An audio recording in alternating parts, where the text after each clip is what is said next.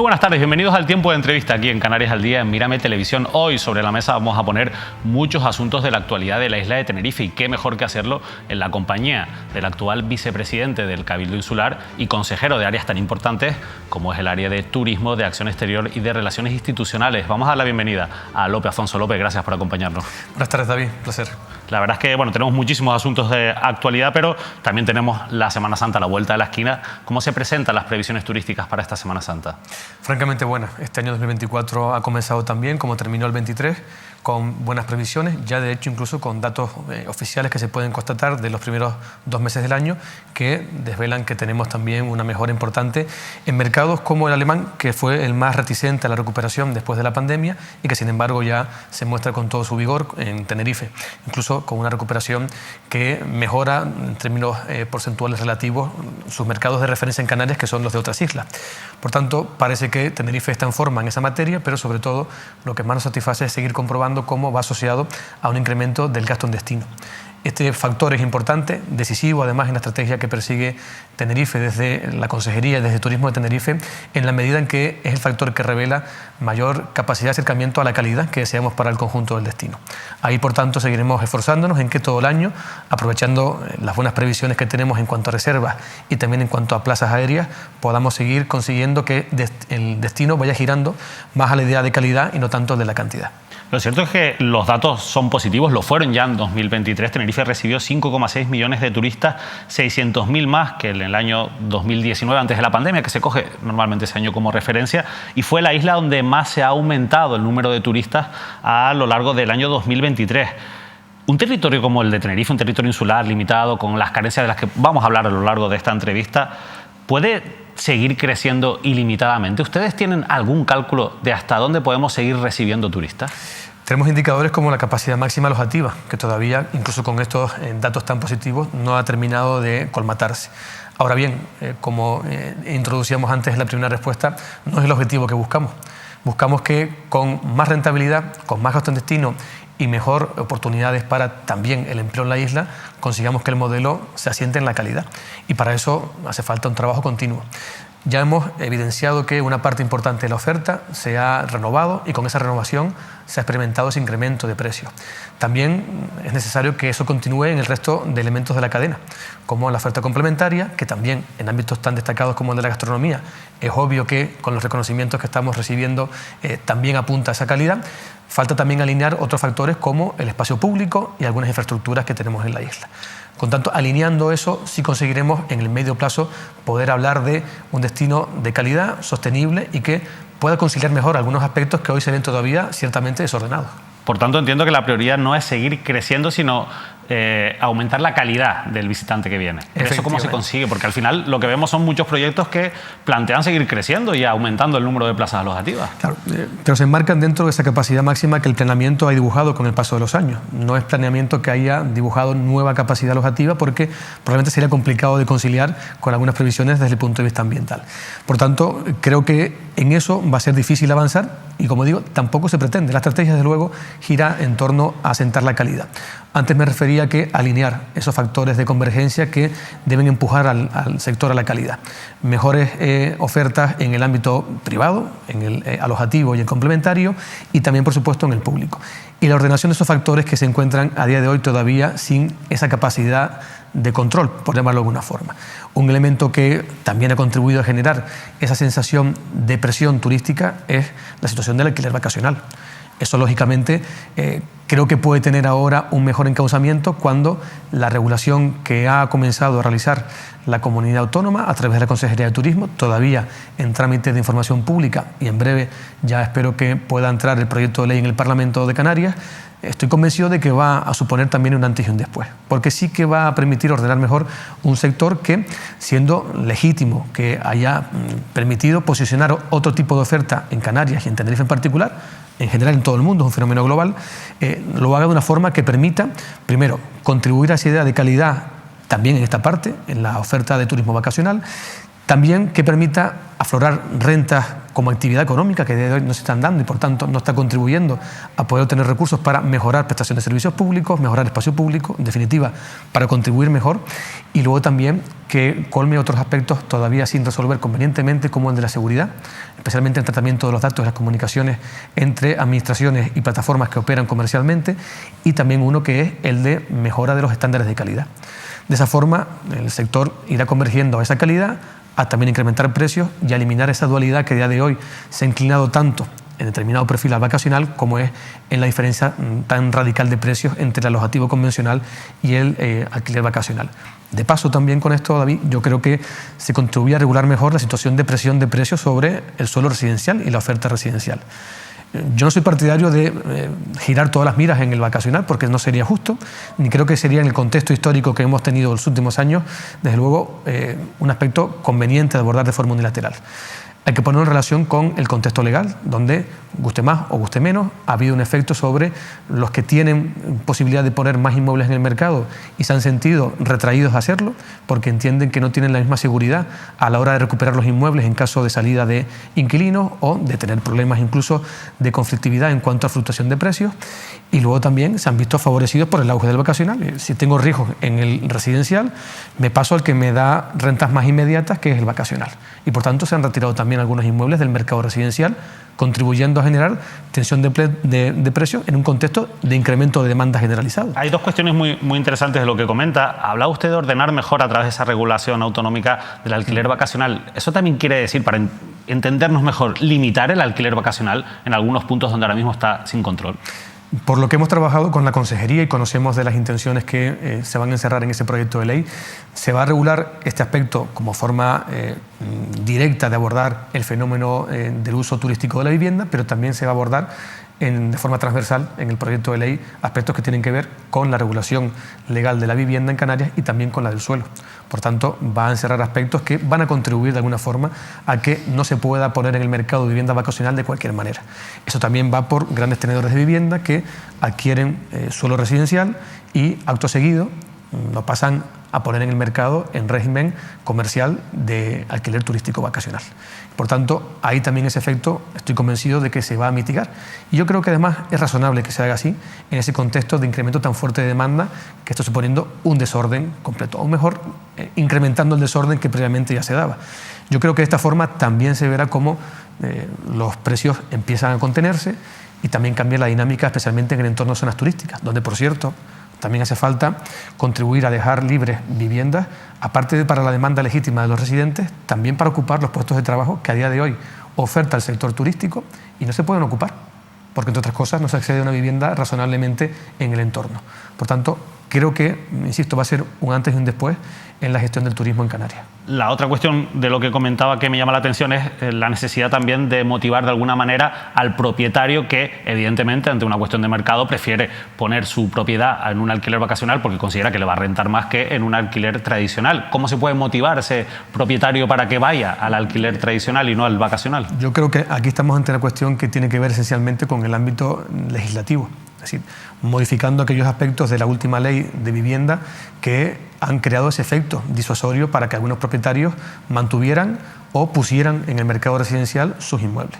Yo creo que hay que incentivar razonablemente el alquiler social.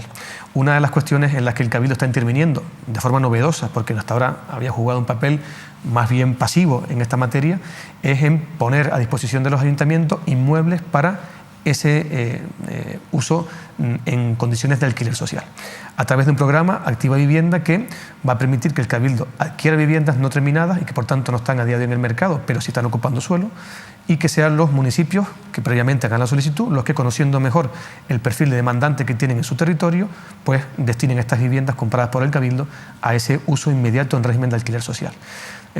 Alguno pensará, bueno, es una gota en el océano, pero hay que comenzar con algo. Y si nos ponemos sinceramente a comparar resultados, viendo que en toda una legislatura apenas se pusieron una veintena de viviendas en forma de política pública, sea en régimen de compraventa o de alquiler en el mercado, y ya con este programa el Cabildo este año va a poder superar incluso la centena de viviendas adquiridas para poner en disposición de los ayuntamientos, creo que estamos apuntando a una dirección interesante y que incluso a este ritmo, a lo largo del mandato, podría superar ya pues, el medio millar, incluso apuntar hasta el millar de viviendas. Algo que va a contribuir a dinamizar el mercado cuando menos.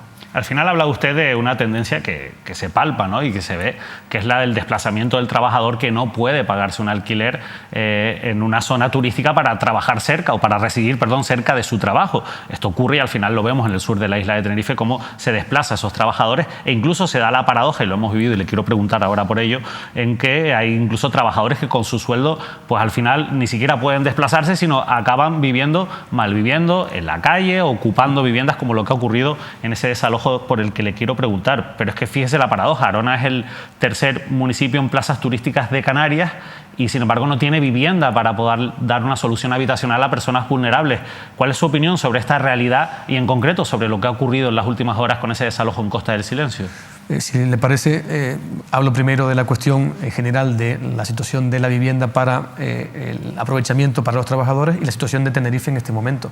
Creo que se debe abordar decididamente, pero de diferentes ángulos, porque en que haya poca vivienda en el entorno de los municipios turísticos que generan de forma natural esas oportunidades de empleo tiene que ver con esos desórdenes a los que aludí al principio, que a su vez vienen por la deficiente gestión del territorio, con planeamientos que no se han podido actualizar, por la complejidad y lentitud con la que se tramitan y que llegan a ofrecer paradojas en la isla, como que en el entorno de los municipios turísticos con mayor carga poblacional, con mayor densidad de población, encontremos otros municipios que justamente tienen una densidad de población muy baja y que perfectamente, en el caso de poder tener condiciones para que se genere ahí suelo residencial adecuado, en menos de 20 minutos pueden estar conectados con las zonas turísticas. Y por tanto, racionalizar el suelo residencial, generar más oportunidades y también, de alguna forma, bajar la tensión, la presión sobre aquellas zonas que ofrecen esos precios tan elevados. Sin embargo, a día de hoy no tenemos ese dibujo y sin embargo tenemos que intervenir en otros aspectos como el reto demográfico, porque se nos va población de la Isla Baja, no hay población suficiente en la franja que va entre la zona turística y el aeropuerto y la zona del Valle de Güímar, y algo similar también desde la zona de Costa de Eje hacia Buenavista del Norte. Creo que no hemos apuntado correctamente en estos años sobre las zonas donde podemos ofertar suelo residencial en condiciones razonables. Lo cierto es que de una isla que tiene el 52% de su territorio protegido y el resto se distribuye en bolsas de suelo rústico, urbanizable y urbano, la zona turística ocupa menos del 5% y sin embargo la población no encuentra en el resto una oportunidad habitacional. Creo que esto merece una reflexión estructural sobre la política general de la isla. En eso también estamos intentando centrar los esfuerzos, a pesar de tener también que lidiar lógicamente con los problemas de coyuntura que se presentan. Unos como este que efectivamente se introducía en la pregunta, este que recientemente nos tiene también preocupados y ocupados en el municipio de Arona. Partiendo de una situación que viene de forma excepcional con respecto a otros lanzamientos que se pueden dar de forma más cotidiana, aquí partimos de una situación donde se decreta el desalojo por un riesgo de seguridad estructural del inmueble en el que permanecen muchas personas. A partir de ahí parece que se da una situación de descoordinación interna en el propio ayuntamiento que viene desde el pasado mandato y que cristaliza ahora.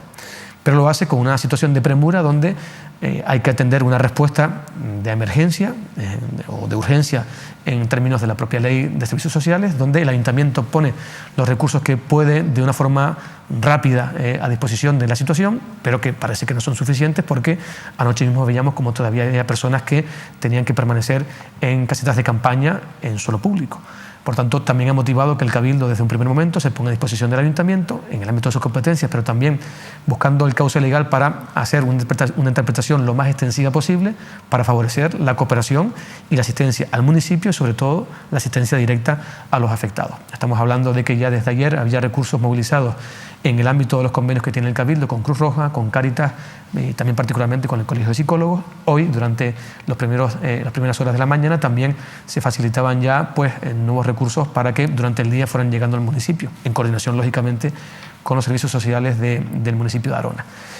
Esperamos que la situación que se veía anoche no se dé en el día de hoy, o por lo menos que en las próximas horas ya se tenga a todas las personas atendidas convenientemente. Entre tanto, se pueda buscar una solución habitacional que pueda ser más estable.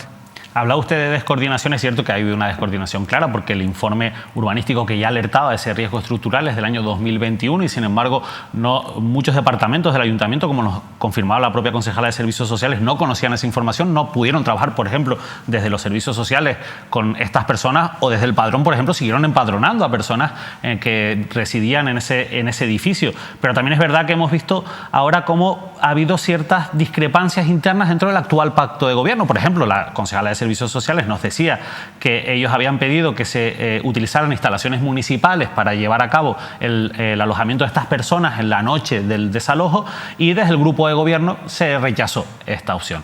También, por ejemplo, escuchaba a la concejala de Servicios Sociales, y perdone que insista porque es que la entrevistamos el martes y ella decía que, por ejemplo, si fuera por ella declararía zona tensionada el municipio para intentar rebajar los precios del alquiler, pero que tampoco hay unanimidad dentro del grupo de gobierno. ¿Está habiendo discrepancias con los socios, en este caso Coalición Canaria y Partido Popular, y más por Arona, a la hora de gestionar una cuestión tan delicada? Arona es un municipio muy complejo, probablemente el más complejo de la isla políticamente hablando de los últimos años. Y lógicamente vienen situaciones preconcebidas que acaban generando tensión porque hay que dar una respuesta rápida. Ahora bien, lo que nosotros sí hemos podido constatar de forma directa, porque las conversaciones han sido con la concejala de Servicios Sociales, con la alcaldesa, es que ha habido una preocupación que no deja duda por resolver el asunto y que se ha encontrado con diferentes obstáculos. El primero, esa descoordinación que venía del pasado mandato, donde un área emprende una acción lógica y razonable cuando se constata técnicamente que hay un riesgo estructural del inmueble donde hay personas y que, sin embargo, quien tiene que dar respuesta inmediata a esos perfiles vulnerables a primera vista no tiene esa información y ahora se ve actuando de la forma más rápida que puede.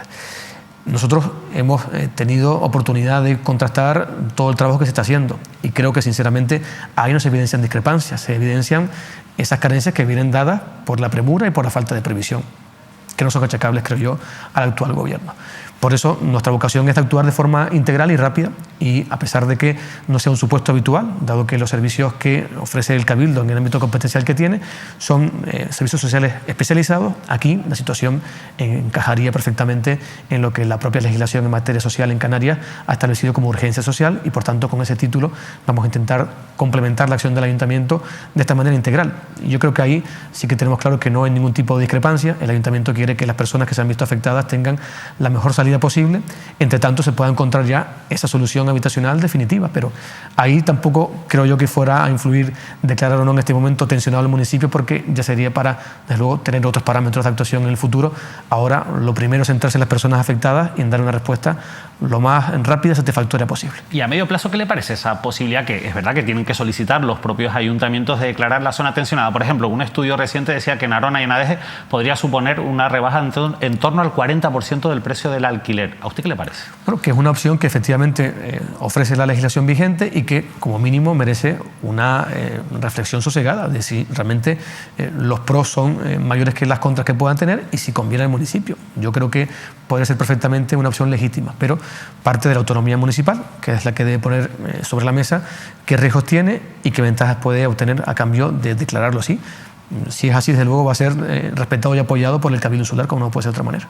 Hay un asunto que viene también del mandato pasado, es una política por la que ya apostó el Partido Socialista en el mandato pasado, que es la de atraer a la figura de nómadas digitales a la isla de Tenerife. Lo cierto es que esto se puso muy en boga, sobre todo a raíz de la pandemia. El contexto era el más adecuado, era muy adecuado para intentar atraer a los nómadas digitales y muchos lugares del planeta se pusieron a trabajar en ello. También, insisto, Tenerife con el Partido Socialista. Ustedes han llegado al gobierno insular y han decidido seguir apostando por atraer a nómadas digitales a la isla de Tenerife. Yo quiero preguntarle por este asunto, porque si bien es verdad que a nivel macroeconómico no se discuten los beneficios económicos, que tiene un perfil de personas que tienen un más alto poder adquisitivo y que por tanto ayudan a consumir, a aumentar el consumo también en los lugares donde se asientan, también es verdad que, como normalmente también optan por lo que es el alquiler vacacional, están contribuyendo con su presencia al aumento de esos precios del alquiler de los que hablábamos antes. Quería preguntarle por esto, ¿por qué se apuesta por esta figura, sobre todo en este contexto, en el del día de hoy, cuando tenemos este problema de acceso a la vivienda? Efectivamente, es una política que se intentó desarrollar después de la pandemia, que también otros destinos turísticos han comenzado a considerar, pero principalmente como una opción también de diversificación, para que no sea solamente el perfil estrictamente vacacional, del que pasa una estancia media de 7 o 8 días y que tiene una necesidad de satisfacción de un tiempo de ocio, sino que también se viene con la perspectiva de poder contribuir con su trabajo a la dinamización de la economía local, lo que en el argot llaman el ecosistema digital, con el que se sienten atraídos por un sitio determinado. Tenerife se dotó hace tiempo, más ya incluso el pasado mandato, de unas infraestructuras desde el punto de vista de la conectividad digital encaminadas a traer inversiones desde fuera, con el objetivo de contribuir a generar una economía alternativa a la del sector servicio. Esto no ha ido al ritmo deseado, desde luego, pero se ha visto aquí en las nómadas digitales también una opción de, a menor escala en cuanto a inversión, pero sí con más estabilidad en el tiempo, tener la oportunidad de asentar un destino que pudiera complementar esta opción con la del turismo convencional, por decirlo de alguna forma. Lo que recientemente hemos anunciado es un encuentro justamente de nómadas digitales de los que ya llevan tiempo en la isla, de los que ya han pasado de ocupar una vivienda vacacional inicial a tener aquí ya un centro de trabajo en su propio domicilio, pero donde interactúan abiertamente con las empresas locales. El foro iba de eso justamente, de poner en contacto de una forma conjunta a las empresas locales que ya se han ido especializando en prestar este tipo de servicios con esos nómadas digitales que se han asentado aquí, con un perfil más de nómada que de trabajador remoto, que es otra opción que a veces llama la atención porque se piensa que es igual exactamente a la del nómada digital. Este primero, el remoto, sí, quizá, por ser una opción coyuntural dentro de la empresa, a veces a modo de incentivo, puede estar un tiempo más limitado de estancia y sí puede quedarse con una vivienda vacacional. El otro tiene un perfil más de autónomo, de freelance, que acaba trabajando para varias compañías y que asienta aquí su puesto de trabajo. Y por eso no es el perfil, en nuestra opinión, susceptible de generar una demanda tan importante como para que contribuya a tensionar más los precios de la vivienda residencial. Por lo general, además, también apuesta por un entorno más alejado del bullicio de lo que es el núcleo residencial más denso y, por tanto, no tenemos constancia de que sea ni por el número ni por la aspiración económica de rango de alquiler un problema que entronque con las necesidades esenciales que tiene el mercado residencial en este momento en Tenerife, que es el de dar salida, primero, a personas con perfil de vulnerabilidad que no encuentran acceso a la vivienda, a jóvenes que se intentan emancipar con un primer trabajo y no lo consiguen, y ahí es donde estamos intentando centrar el esfuerzo, insisto, también incluso con medidas novedosas como ese plan activo de vivienda que está impulsando el Cabildo ante la pasividad, por así decirlo, que ha experimentado la política de vivienda en Canarias estos últimos años y donde pues, estamos intentando contribuir también a que en Tenerife haya otras alternativas. Pero al final ese perfil, que suele ser un perfil de, sobre todo hay muchos trabajadores del norte de Europa que, insisto, tienen un mayor poder adquisitivo, no genera en cualquier caso, porque al final vienen aquí temporalmente, una presión sobre el precio de las viviendas, como también la genera el hecho de que están aumentando el número de viviendas que se venden a extranjeros, el porcentaje de viviendas que son compradas por extranjeros, al final son extranjeros que tienen poder adquisitivo, está creciendo. Al final no sé si se puede legalmente poner límites, pero al menos públicamente no deberían intentar cerrar esa puerta de este perfil, insisto, con alto poder adquisitivo, porque de una manera u otra al final acaba afectando al precio de la vivienda. Sinceramente, si tuviéramos constancia de que realmente está creando un factor de distorsión, no apostaríamos por ello. Sería, desde luego, ilógico, contraproducente, y justamente nosotros lo que queremos es que desde el ámbito turístico se favorezca la cohesión social en la isla, como ha conseguido con el paso de los años. La principal industria ha generado el mayor número de empleos y de estabilidad, teniendo todavía muchos defectos y muchos elementos por corregir, de los que somos conscientes y demás queremos actuar sobre ellos.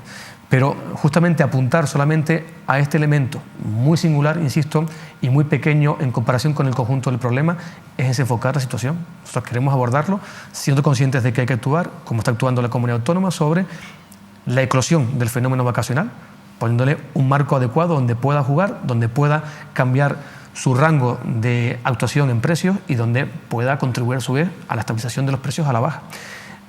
Añadiendo más vivienda al parque público, porque el gran fracaso, en mi opinión, y lo que sí está motivando este fenómeno tan grave de tensión, David, es que haya sido inoperativa la política de vivienda pública, en cualquiera de sus formas. No podemos tener durante 2 décadas prácticamente apenas 1 millón de viviendas colocadas con presupuestos públicos muy importantes que se han facilitado para ello. Hemos tenido un fracaso, hay que decirlo abiertamente, en política de vivienda pública. Y de ahí la contracción del parque de vivienda que está en el mercado.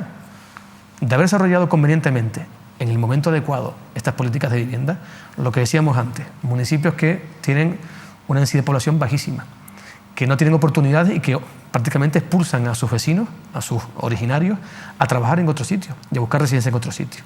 No se darían. tendríamos una legislación, además también, que hubiera favorecido a tiempo la implementación de vivienda social en unas condiciones favorables. Con el boom del sector del ladrillo y sobre todo con las consecuencias posteriores cuando la crisis. Había oportunidades para que desde la Administración se recondujera ese proceso y no se consiguió. Por tanto, más que los nómadas digitales, apuntemos a los defectos, reconozcamos que hemos tenido un fracaso grave en política pública de vivienda y actuemos ahora corriendo para paliarlo, que creo que también en eso tenemos ahora alineado al actual consejero de política de vivienda en la comunidad autónoma y al conjunto del gobierno. Hace unos días ya aprobaba el Cabildo de Tenerife por unanimidad la declaración de emergencia hídrica de la isla. Lo cierto es que esto también se pone en contrapunto con la situación turística, entre otras cosas porque, por ejemplo, hay un estudio de la Universidad de La Laguna que confirma que un turista consume al menos el doble de agua que un residente en el mismo periodo. ¿No es una contradicción que tengamos una emergencia hídrica, que es verdad que no afecta al abastecimiento de la población, pero sí al sector primario, cuando después seguimos creciendo turísticamente? Yo creo que esta parte conviene explicarla especialmente con detenimiento. No sé si me extenderé demasiado, pero voy a intentar a riesgo de que me corte. Cuando hemos declarado la emergencia hídrica en la isla, lo hemos hecho con una amenaza muy clara sobre la mesa, que es la crisis agroclimática.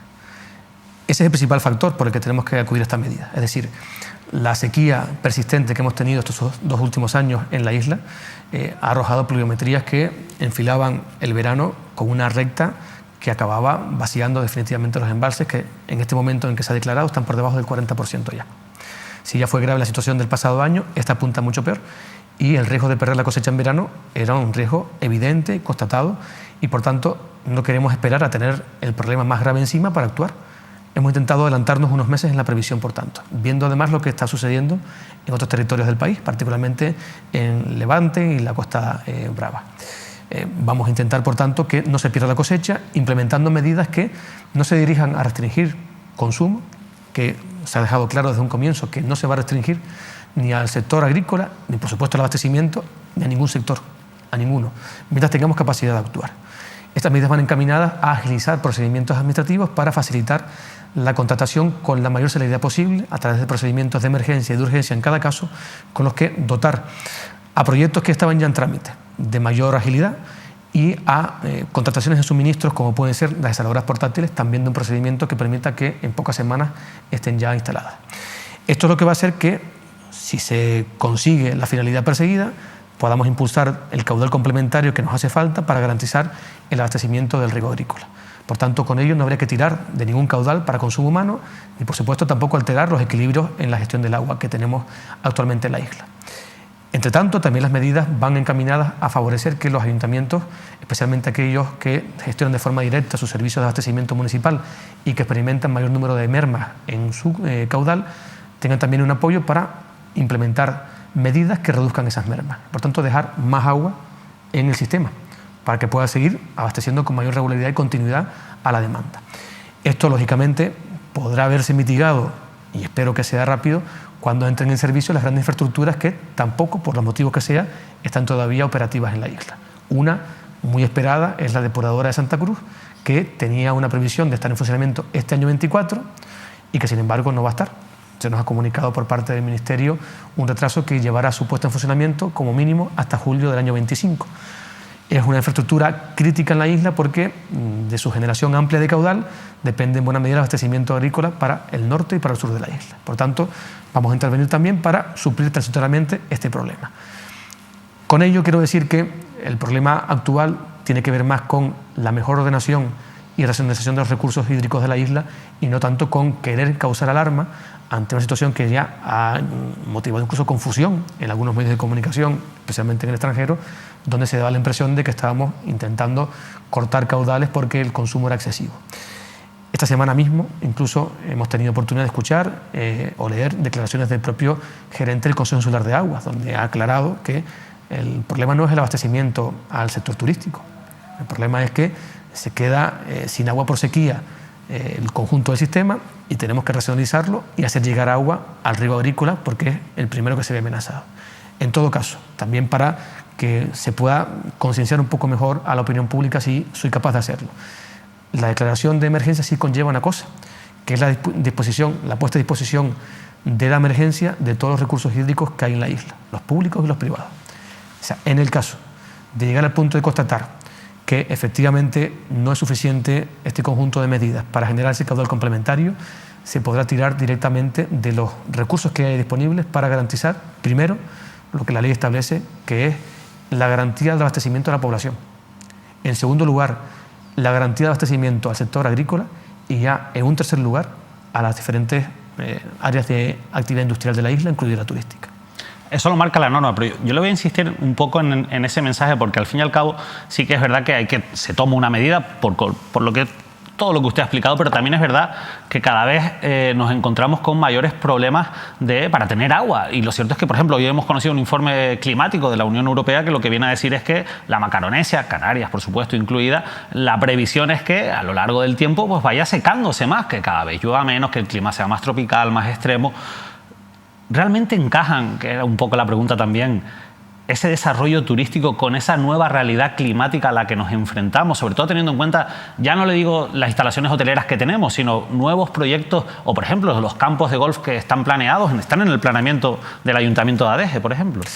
Eso lo que nos obliga a ser, si cabe, más sostenibles aún. Es decir, ya todo el trabajo que se está realizando tiene como premisa orientar la política turística a sostenibilidad. Y no solamente en el ámbito ambiental, también en el ámbito económico y social.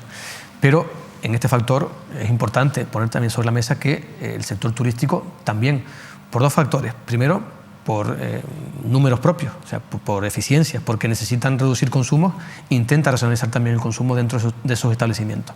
Esto lo hace con políticas de concienciación. Algunos establecimientos ya alertan a sus propios clientes de la conveniencia de usar menos agua, y también a través de infraestructura. Muchos hoteles, todavía no todos, todavía no la mayoría, pero muchos sí, ya incorporan desaladoras propias para abastecer caudal con agua regenerada.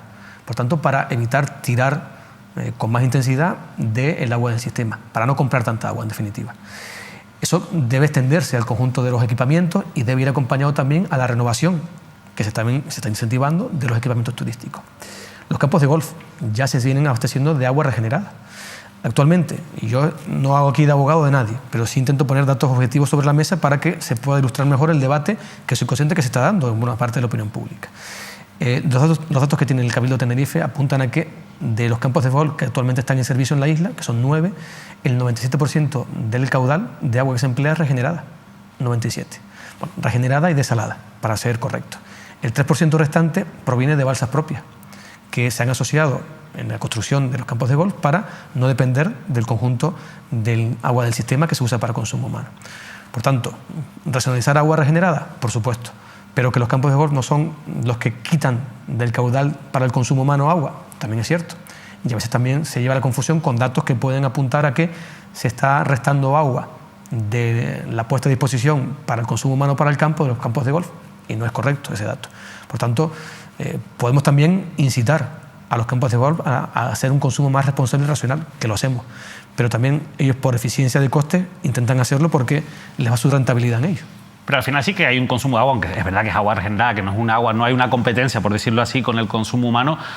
¿Tiene sentido? Yo es que le voy a insistir. ¿Tiene sentido unas instalaciones como campos de golf que ya no solo que ocupan una gran cantidad de territorio, sino que al final sí que generan un consumo de agua elevado, aunque sea agua regenerada, aunque sea agua desalada? Porque al final también para eso hacen falta infraestructuras, para eso también hace falta una red que al final se ve golpeada por esta situación, de este contexto que tenemos, ¿no? Y es correcto, hace falta una red, por supuesto, y hay un consumo energético que a veces es elevado.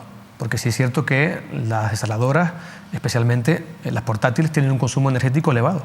Y por tanto, también en eso se apuntan soluciones energéticas que la tecnología de hoy permite implementar para también hacer más eficiente el consumo y consumir menos agua y menos energía eléctrica. Pero es que el modelo que tenemos en la isla, el que nos ha llevado a tener una actividad que acapara hasta el 40% de los empleos, es el que es. Y lo que tenemos que hacer es modularlo para que, como decíamos al principio de la entrevista, se oriente a la calidad, a la eficiencia y a la sostenibilidad, y no tanto a la masa descontrolada que genere consumos que no se puedan controlar. Yo creo que esta reflexión hay que hacerla, pero que hacerla también siendo conscientes de que llevamos años apostando por incentivar, incluso fiscalmente, modelos alternativos de economía que no terminan de cristalizar. Y yo por eso invito a que, para tener un debate sosegado, pongamos sobre la mesa alternativas que a día de hoy todavía no se ponen. Al fin y al cabo, López, lo cierto es que esto no es un capricho tampoco de un sector de la población, son las políticas europeas y a nivel mundial. O sea, dentro de la Agenda 2030, uno de los objetivos de desarrollo sostenible, que es el 8º, promueve la necesidad de que haya un turismo sostenible. O sea, no podemos mantener el modelo actual turístico general que existe porque es insostenible ahora mismo con los criterios, con los patrones y los objetivos que se ha marcado la Organización de Naciones Unidas. Se lo digo también un poco poniéndolo en relación con el planeamiento, porque usted decía antes, bueno, es que al final ese crecimiento turístico está dentro del planeamiento y es verdad que legalmente se puede hacer poco. Después hay un asunto de inseguridad jurídica que marca también que esas actuaciones tengan que acometerse, pero también es verdad que muchos de esos planeamientos han tardado en elaborarse o vienen desde hace muchos años, no se han reformado y muestran o están hechos con una fotografía de una realidad que no es la actual. O sea, algo habrá que hacer en ese sentido, porque tenemos un planeamiento que va en un sentido y una inercia política y de normas y de intenciones que va por otra, ¿no? Coincido, porque ese es un factor también que distorsiona luego la realidad en muchos ámbitos. La evolución de las cosas por un lado, la inercia que llevan algunos sectores de actividad, como puede ser el turístico, y luego la aplicación de la legislación desfasada.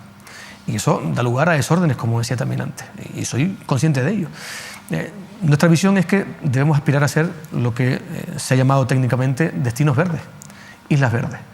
Y eso pasa porque aprovechemos mejor los recursos que tenemos y los hagamos eficientes también para dedicarlos a la actividad turística. Los campos de golf consumen agua y consumen territorio, pero también aportan paisajes, que de otra forma seguramente quizás estarían ya convertidos en lo que se llama comúnmente ladrillo. Eso también hay que ponerlo en valor, porque efectivamente tenemos que dotarnos de recursos para seguir siendo competitivos y sobre todo sostenibles económicamente, porque sin sostenibilidad económica tampoco hay sostenibilidad social, no hay empleo. Y como decía antes, el modelo que tenemos lo tenemos que mejorar, pero suprimirlo o eliminarlo o pararlo de un día para otro, como a veces se pretende en algún debate público, no solamente es complicado, sino que generaría unas consecuencias aún más perniciosas de las que se plantean. ¿Cuál es su opinión sobre proyectos como el de Cuna del Alma o el del Hotel de la Tejita? Bueno, son proyectos que se pergeñaron en un momento donde los planeamientos tenían todavía una visión ciertamente expansionista de la actividad turística y que con el paso del tiempo lo que han hecho es ralentizar su puesta en funcionamiento. Ahora nos puede parecer que puede ser incluso más nocivo que se desarrollen que se contengan, pero lo cierto es que en el camino se han generado expectativas de derecho para los que en su día apostaron por planeamientos que estaban en vigor, que daban determinado tipo de oportunidades de inversión y que obtuvieron luego títulos habilitantes conforme a derecho. Que por el camino hayamos cambiado de legislación en algunos aspectos, incluso de conciencia, lamentablemente no casa con que haya derechos adquiridos previamente.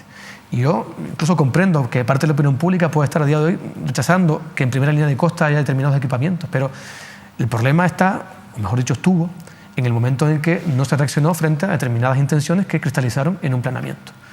Pero el hecho de querer a la fuerza cortar con algo que legítimamente se ha obtenido es también crear un problema de inseguridad jurídica, que no solamente en el ámbito turístico, en cualquier ámbito al que pretendamos atraer un inversor para generar riqueza y puestos de trabajo, va a comprometer también nuestra seguridad jurídica.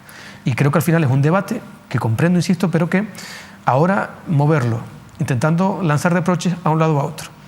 El que está ahora porque aplica, el que estuvo antes porque no previó o, si lo vio complicado, echó el balón para adelante y que el que venga detrás lo aplique como pueda. Creo que no resuelve nada. Lo que hay que saber es que esto viene de un pasado donde tenemos una circunstancia y una legislación que ahora, después de mucho tiempo y de muchas vicisitudes judiciales, se concreta. Y si queremos tener seguridad jurídica en un Estado de Derecho serio, tenemos que asumirlo. ¿Cobrar o no cobrar por acceder al Teide? Yo soy de los que he hablado de esto abiertamente, me he llevado a algún coscorrón, pero lo he hecho consciente de que convenía a la isla hablar de forma responsable y natural, pero hablar de la cuestión. Y sigo pensando que una mejor ordenación de los recursos y servicios que se prestan en el Parque Nacional es posible y es conveniente, porque recibe muchas visitas y porque genera también distorsiones en forma de aglomeraciones que a veces ni siquiera son constantes, sino son puntuales en determinadas franjas, en otras ocasiones porque hay carencia evidente de servicios para el residente y para el visitante, y donde yo creo que podemos mejorar la experiencia de la visita. Y con ello también obtener unos recursos con los que poder abordar mejor la conservación del parque. Esto implica tener ese debate racional, que incluso se puede entroncar con algunas situaciones que se han dado en el debate anterior que se tuvo con motivo de la puesta en circulación del borrador de PRUC, con el que se quiso también abordar la regulación de los usos del Parque Nacional. Creo que de ahí podemos extraer seguramente un modelo definitivo donde nos podamos poner de acuerdo, donde hay que mejorar la conservación del parque. Creo que también se puede mejorar con ello la experiencia de la visita que hacemos todos, residentes y no residentes. Y con ello también obtener un parque más sostenible y que permita que siga siendo un reclamo turístico lógico y evidente para muchos visitantes, pero también un lugar de disfrute natural para los que vivimos aquí de toda la vida. Limitar sería una solución. También lo digo porque al final más de 4 millones de visitantes en el año pasado. Hay muchos lugares que son tesoros naturales que han decidido ante la avalancha de visitantes limitar el acceso. Esto es una posibilidad también. Limitar puede ser el término o también puede ser ordenar, que significaría que sin necesidad de marcar un flujo determinado como máximo, se pueda habilitar franjas horarios donde poder acceder de una forma razonable, con servicios y que garanticen menos huella de carbono y menos estrés sobre el ámbito inmediato. Algunos parques naturales lo han hecho así, con una ordenación horaria donde se permite solo determinado tipo de circulación y con ello también garantizarse que todo el que quiera tenga derecho a acceder, pero de una forma ordenada. Su posición sobre la tasa. Ya, vamos a ir un poquito más rápido porque, como lo ves, estamos llegando al final de la entrevista. El debate es apasionante en estos temas. Sí, a mí también me gustan mucho estos asuntos y evidentemente me dejo llevar, pero tenemos un tiempo limitado. Su opinión sobre una tasa turística en Canarias. ¿Por qué Canarias no pone una tasa turística como han hecho comunidades como Cataluña, Baleares o ciudades como Sevilla, Málaga, Granada, Valencia, Santiago de Compostela o San Sebastián? Yo creo que porque tampoco en esas ciudades y en esas comunidades autónomas se ha evidenciado que cumpla el objetivo para el que se estableció. Seguramente me dirá que bueno, algunos recaudan una cantidad de dinero importante. Que recaudan, eso está claro. Recaudan, efectivamente. Pero el objetivo teóricamente finalista con el que se daba no se está llevando a efecto, al menos no se constatan los resultados.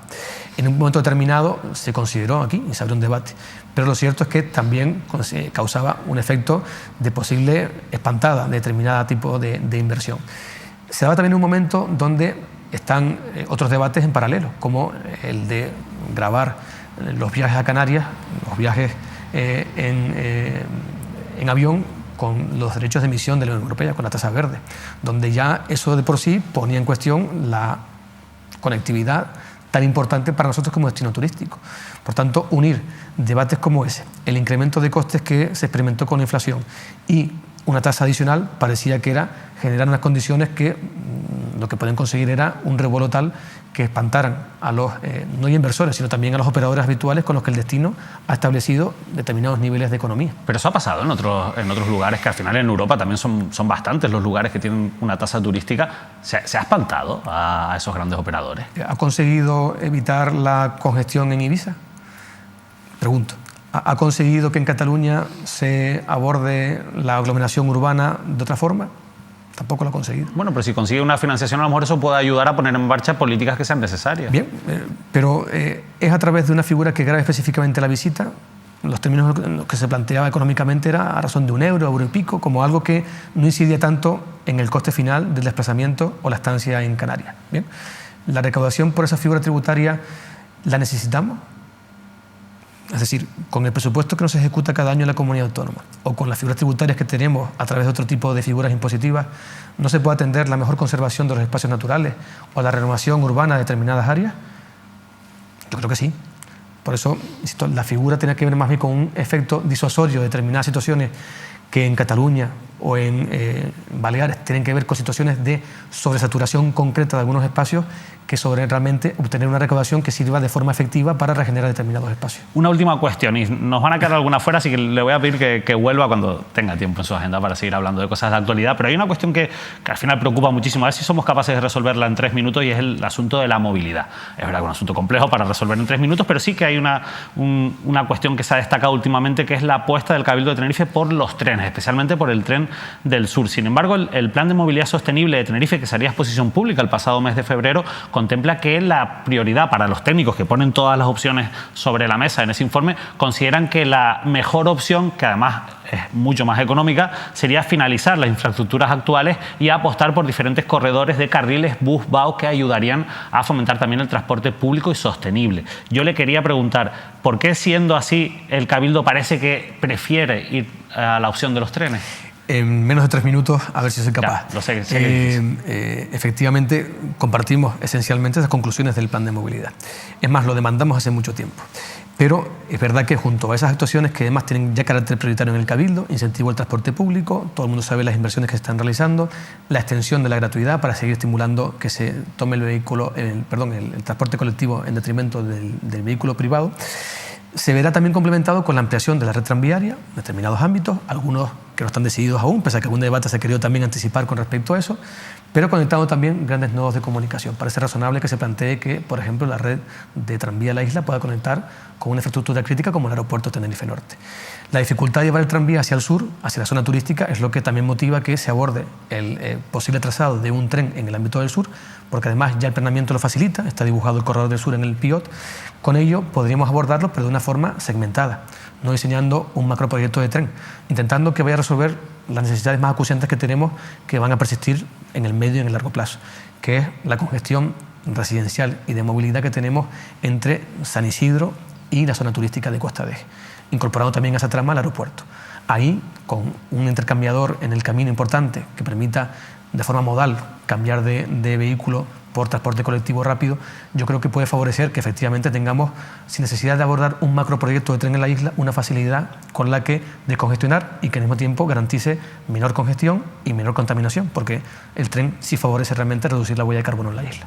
Pues Lope Afonso, la verdad que ha sido un placer poder hablar de asuntos que preocupan tanto a un sector, al menos de la ciudadanía, que está generando mucho debate y que usted lo haya hecho abiertamente contestando a todas nuestras preguntas. De verdad, ha sido un placer. Muchas gracias. Igualmente, muchas gracias a ustedes. Bueno, nosotros nos despedimos, nos hemos pasado un poco del tiempo, pero como han visto son asuntos de máxima actualidad y sobre todo asuntos que requieren a veces respuestas más complejas, y nosotros nos gusta mucho escuchar a nuestros invitados, así que solemos interrumpir lo menos posible. Hoy era necesario escuchar con calma al vicepresidente del Cabildo de Tenerife. Nos despedimos, les dejamos con la programación habitual y recuerden que a partir de las 9, junto con el compañero Óscar Martín, estaremos aquí para analizar toda la actualidad de Canarias aquí en Canarias al Día.